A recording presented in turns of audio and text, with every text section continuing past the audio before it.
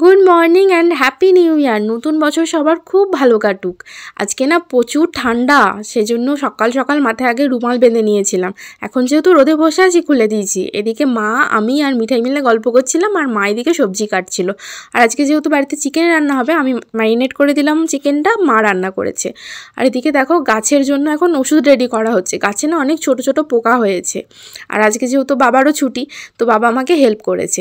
আর এদিকে লাঞ্চে খেয়েছিলাম ভাত আর চিকেন, বাঁধাকপি নিইনি। বিকেলে চলে এলাম সোজা ছাদে গাছের এই পোকাগুলোতে স্প্রে করতে। দেখো কত পোকা হয়েছে, গাটা না আমার শিউরে উঠেছিল। আর এদিকে দেখো আমার গাঁদা গাছে কত গাঁদা ফুল ফুটেছে। আর এদিকে মিঠাই এখন খাচ্ছে হচ্ছে মুড়ি সন্ধ্যাবেলা ফোন দেখতে দেখতে। আর রাত্রিরে আমি বানিয়েছিলাম এগ ফ্রাইড রাইস। ফ্রাইড রাইসটা কেমন হয়েছে দেখে বলো। লোভ লাগছে তো? ভালোই হয়েছিল খেতে, রেস্টুরেন্টের মতোই হয়েছিল। তো আজকে ডিনারে ছিল ফ্রাইড রাইস আর চিকেন কষা। বাই।